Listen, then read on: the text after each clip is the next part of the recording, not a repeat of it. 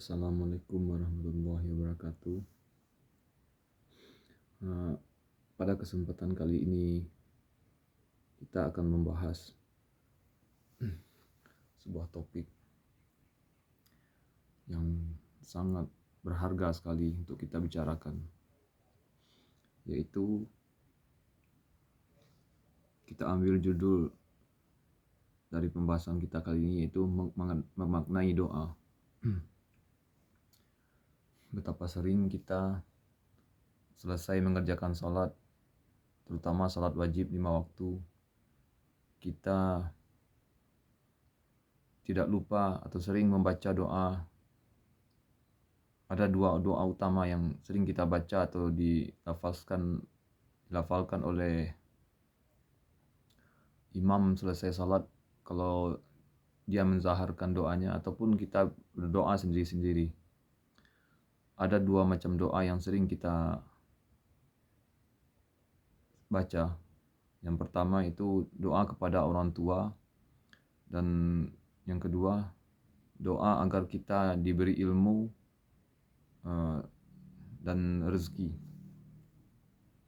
Yang pertama itu doa kepada orang tua, yaitu Rabbirfirli wali walidayya warhamhuma kama rabbayani shaghira. Di sini ada kata Rabbirfirli. Doa ini sering dibaca dimaknai lebih dalam oleh para ulama dengan pemaknaan yang dalam gitu. Kalau kita hanya sekedar baca aja, membaca buku-buku yang ada dijual di pasaran, itu hanya sebatas arti gitu, arti daripada doa ya gitu. Kalau kita memaknai doa itu akan dalam, itu menghujam di kalbu kita, dan insya Allah itu akan cepat gitu, akan lebih cepat nyampe, akan lebih cepat dikabulkan insya Allah oleh Allah gitu. Kenapa? Ketika kita memaknai doa itu lebih dalam, itu di alam bawah sadar kita itu terprogram gitu, bahwa kita itu berharap, benar-benar betul-betul berharap dan berdoa dengan kebersihan hati, dengan kolbu gitu. Contoh seperti ini, ketika kita membaca Rabbirfirli wali walidayya, ya Allah ampunilah dosa orang tuaku. Jadi yang namanya dosa itu ada 3 macam gitu, hubungan kita dengan orang tua. Pertama, dosa kita terhadap orang tua, kemudian dosa orang tua terhadap kita, dan dosa orang tua kita terhadap Allah gitu. Jadi waktu kita membaca Rabbirfirli, kita maknai setelah kita membaca doa itu, atau sewaktu kita membaca doa itu seperti ini. Rabbirfirli wali walidayya, ya Allah ampunilah dosa kedua orang tuaku terhadapmu gitu. Jadi yang pertama kita minta ampunkan itulah dosa orang tua terhadap Allah gitu. Kemudian dosa kita terhadap orang tua kita, ya, karena mungkin orang tua kita udah meninggal gitu. Itu salah satu cara berbuat baik itu adalah dengan kita menjadikan kita anak yang soleh dan mendoakan kedua orang tua kita gitu. Kemudian dosa orang tua terhadap kita, lah kok orang tua berdosa juga kepada kita? Lah iya gitu, karena walau bagaimanapun, apalagi orang tua yang sudah meninggal atau yang masih hidup, orang tua itu kadang salah mendidik kita gitu. Jadi kita nggak perlu menyalahkan orang tua kita. Wah, orang tua saya salah mendidik gitu, orang tua aku salah mendidik aku gitu. Jadi kita harus melelahkan gitu, nggak perlu menyalahkan atau mengutuk orang tua sendiri gitu. Nah ini kan anak durhaka gitu. Nah jadi doa ini bisa dimaknai dengan tiga jalur gitu. Ya Allah ampunilah dosa orang tuaku terhadapmu, ya Allah ampunilah dosaku terhadap orang tuaku dan dosa orang tuaku terhadap aku gitu. Nah jadi itu maknanya gitu. Kemudian wali walidayya warhamhuma kama rabbayani shaghira, ada kata warhamhuma, sayangilah gitu, sayangilah orang tuaku ya Allah, kalau dia udah meninggal, karena kita beda alam, kita sekarang di dunia, orang tua kita di alam barzah misalnya gitu. Jadi sayangilah orang tuaku di alam barzah sana gitu. Nah, terangi kuburnya, kalau kuburnya gelap gitu kan, terangi kuburnya, lapangkan kuburnya gitu. Nah, dan jadikan kuburnya sebagai taman-taman surgamu gitu. Jadi makanya ada sebagian ulama yang melakukan doa dengan setelah dia membaca Rabbighfirli wa liwalidayya warhamhuma kama rabbayani shaghira, itu dia mengucapkan dengan bahasa Indonesia gitu. Itu dia memaknai gitu doa itu. Jadi kalau orang habis sholat 5 waktu, dia berzikir lalu dia pergi kayak orang-orang salafi itu adalah semua, maaf dibilang ya, Anda semua salafi itu adalah anak durhaka gitu. Jadi siapa yang ngajarin gitu? Nabi yang ngajarin Rabbighfirli wa liwalidayya, dan Anda ini antum-antum semua itu nggak pernah baca gitu. Katanya Nabi nggak pernah berdoa angkat tangan. Ya memang ada gitu. Misalnya mau masuk kamar mandi, ya wajar. Masa mau ke kamar mandi, Nabi angkat tangan dulu kayak gini. Jadi kita itu beragama itu proporsional sesuai dengan porsinya gitu. Jangan ngikutin kata ustadz gitu. Ustadz itu belum tentu benar gitu. Ustadz itu belum tentu ulama. Jadi yang dibilang ulama itulah orang yang takut sama Allah. Takut itu kan letaknya di hati gitu, bukan di ucapan gitu. Jadi beragama itu kita harus dengan ilmu, harus dengan dalil. Kata salafi gitu. Dikeluarkan semua dalil, mereka malah menghujat gitu. Kalau nggak sesuai dengan kata ustadznya itu bukan dalil gitu. Anda perlu tahu, antum-antum semua perlu tahu gitu. Ulama-ulama terdahulu itu yang dibilang salafus saleh itu gurunya itu banyak, ratusan bahkan ribuan gitu. Nah, jadi nggak gampang kita gitu. Baru belajar satu firqah gitu udah mengklaim, udah merasa diri paling benar, itu udah nggak benar gitu. Jadi perlu saya di sini tekankan bahwa kita perlu sedikit sombong sama orang merasa benar gitu. Ilmu antum itu belum apa-apanya. Saya udah ikut kajian kemana-mana gitu. Ikut salafi, jamaah tabligh, apapun lah gitu. Ikhwanul muslimin gitu. Semuanya hanya mengajak ke pemikiran bahwa kelompok kita lah yang paling benar gitu. Nah, ada nggak gitu ustadz atau ulama yang mengajarkan bagaimana cara mengenai doa, bagaimana caranya kita itu makin dekat dengan Allah, bukan merasa diri paling benar gitu. Ada nggak kayak gitu gitu? Bagaimana caranya membersihkan hati gitu? Nggak ada. Paling hanya menunjukkan atau makin memposisikan diri kita itu bahwa kelompok kita itulah yang paling kuat, yang paling benar keislamannya gitu. Disinilah kekeliruan orang belajar beragama gitu. Jadi hanya beragama menggunakan otak, pikiran, bukan menggunakan hati gitu.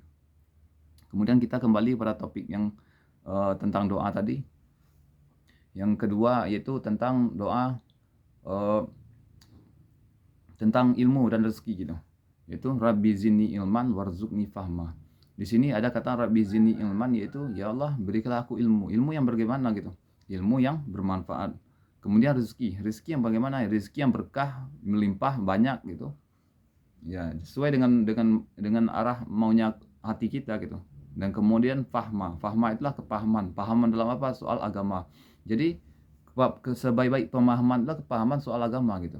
Jadi seseorang kalau dikatakan Nabi itu, jika Allah menghendaki kebaikan kepada seseorang, maka diberikan dia kepahaman, kefakihan soal agama.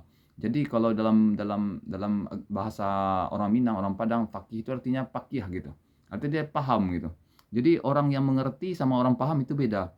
Banyak sekali orang yang pesantren tapi dia nggak paham agama. Cuma agama itu cuma di otak, di pikiran dia aja. Dia hafal ribuan hadis, dia hafal Al-Quran bahkan, tapi dia nggak paham gitu. Yang dibaca itu entah apa gitu.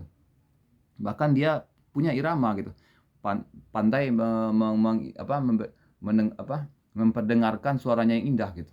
Tapi apakah dia mau mengenai gitu? Apakah itu nanti akan menjadi akhlak bagi dia gitu dalam beragama gitu, dalam membaca Al-Quran dan hadis gitu. Jadi sangat bagus memang gitu. Sekarang kesadaran beragama orang udah makin banyak.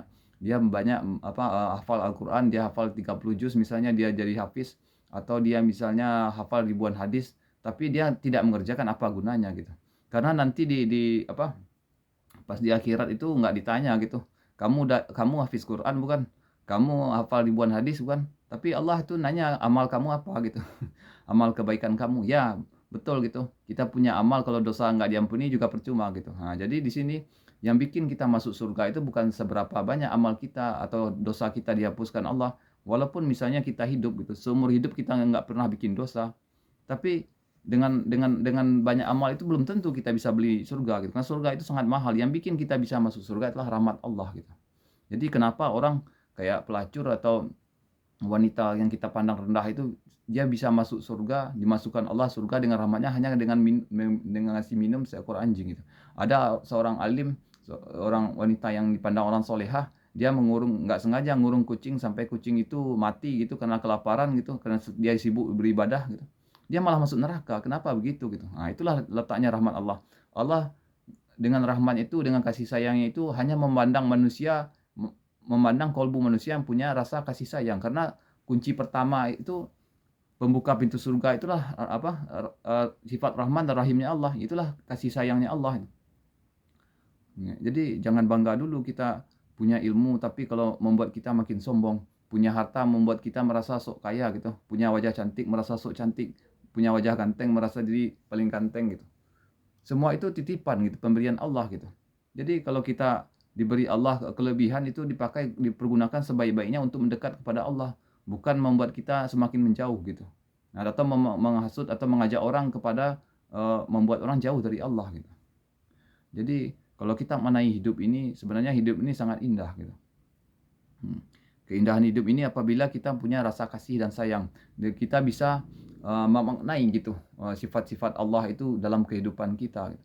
Memaknai dan mencontoh akhlak Nabi gitu. Nabi itu berakhlak dengan Al-Quran gitu. Makanya disebut Nabi itu Al-Quran berjalan. Jadi kita menjalani hidup ini dengan Al-Quran gitu. Itulah Al-Quran itu jalan dalam hidup kita gitu.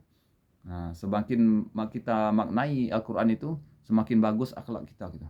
Jadi orang itu tercermin agamanya terlihat akhlaknya gitu. Walaupun dia ahli tahajud, ahli duha atau ahli sedekah gitu. Tapi kalau akhlaknya nggak semakin baik gitu, itu tandanya dia beragama cuma topeng aja gitu. Dia pergi sholat ke masjid hanya senam gitu. Jadi kalau senam nggak usah ke masjid, di rumah aja senam bisa bikin otot gitu. Kalau ke masjid itu jangan cari nama, ingin dipanggil orang soleh, ingin dipandang wah ini ahli surga gitu. Merasa kalau melihat orang ahli maksiat wah ini kufur, wah ini apa namanya? Oh, neraka gitu. Jangan gitu. Makanya banyak orang beragama itu kadang dia merasa kalau amalnya udah naik, udah banyak, dia kadang merasa dia itu udah dekat Allah, udah dijamin masuk surga. Wah, belum tentu gitu. Belum tentu ahli maksiat itu selamanya dia bakal kita vonis dia masuk neraka, belum tentu. Bisa jadi di akhir hayatnya dia Allah balikan nantinya dia mati dalam keadaan husnul khatimah. Kita yang ahli ibadah ini dimatikan dengan su'ul khatimah itu. Nauzubillah gitu ya. Jadi begitulah gitu. Jadi nggak gampang gitu segala sesuatu itu kita pakai dengan akal pikiran aja gitu. Memang betul agama ini buat orang berakal, tapi yang paling utama itu kita bersihkan kolbu hati kita gitu. Jadi cukup singkat cukup sekian penjelasan kali ini mengenai doa gitu. Mudah-mudahan bisa diambil manfaatnya. Saya lebih kurang minta maaf apabila ada kesalahan. Wassalamualaikum warahmatullahi wabarakatuh.